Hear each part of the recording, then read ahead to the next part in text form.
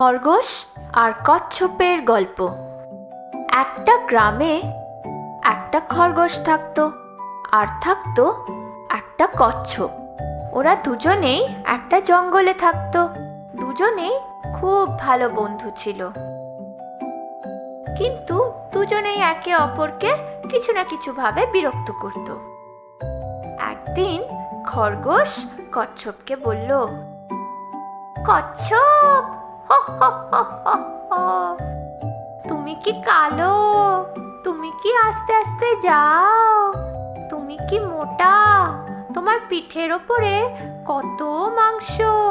কি করে জানি না তুমি হাঁটা চলা করো?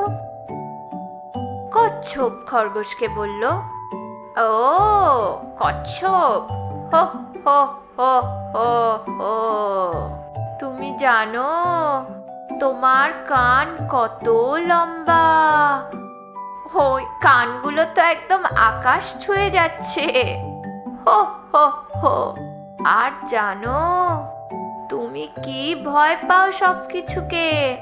একটুখানি বাতাস যায়, তুমি তো বাতাসকেও ভয় পাও। হো হো হো হো হো।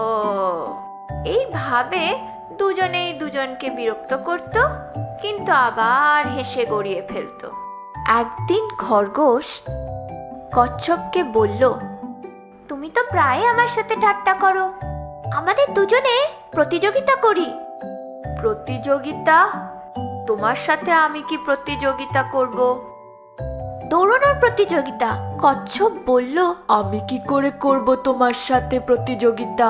তুমি তো খুব জোরে জোরে দৌড়ো, আমি তো আস্তে আস্তে যাই। না না, আমরা দৌড়ানোর প্রতিযোগিতা করতে পারবো না, বরঞ্চ আমরা এমন প্রতিযোগিতা করি যে কে শেষ পর্যন্ত আগে পৌঁছতে পারবে। ভেবে খরগোশ রাজি হয়ে গেল কচ্ছপের কথায়। পরের দিন দুজনে মিলে একটা জায়গায় জড়ো হলো আর গেট সেট গো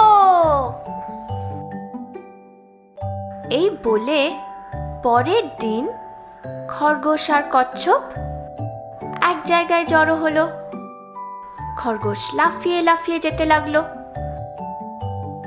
কচ্ছপ আস্তে আস্তে হাঁটতে লাগলো। খরগোশ আধা রাস্তা পৌঁছে গেল, কিন্তু পিছনে যেই তাকালো, তাকিয়ে দেখে খরগোশ তো ওর চোখের সামনেই নেই।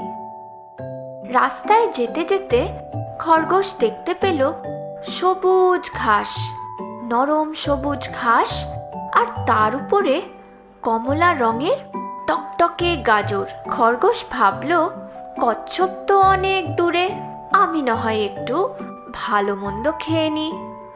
এই বলে খরগোশ একটা একটা করে গাজর খেতে লাগলো। গাজর খেতে খেতে খরগোশের পেট একদম ভরে গেল আর প্রচন্ড ঘুম পেল। খরগোশ ভাবলো, কচ্ছপ তো খুব দূরে। এই বলে খরগোশ একদম ঘুমিয়ে পড়ল। কচ্ছপ আস্তে আস্তে খরগোশের কাছে এসে পৌঁছলো। কচ্ছপ খরগোশের কাছে এসে দেখলো যে খরগোশ তো একদম ঘুমিয়ে পড়েছে, কিন্তু কচ্ছপ কিন্তু চলতে লাগলো, আস্তে আস্তে আস্তে আস্তে চলতে লাগলো।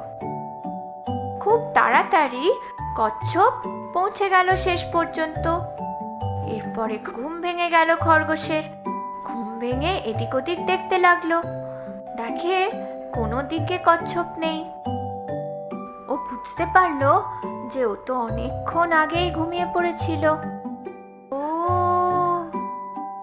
আমার ঘুম ভেঙে গেলেও কচ্ছপ তো আমার ধারে কাছেই নেই, ও নিশ্চয়ই অনেক পেছনে। এই ভেবে খরগোশ আবার হাঁটতে লাগলো আস্তে আস্তে। কিন্তু ওখানে গিয়ে দেখে খরগোশ হাসতে হাসতে দাঁড়িয়ে আছে শেষের মুখে। খরগোশ শেষ পর্যন্ত পৌঁছে কচ্ছপকে দেখে বুঝতে পারলো যে ও মাঝখানে অনেক সময় নষ্ট করেছে আর কচ্ছপের ক্ষমতার কথা ভাবতেই পারেনি। তাই এই গল্প থেকে আমরা কি শিখলাম?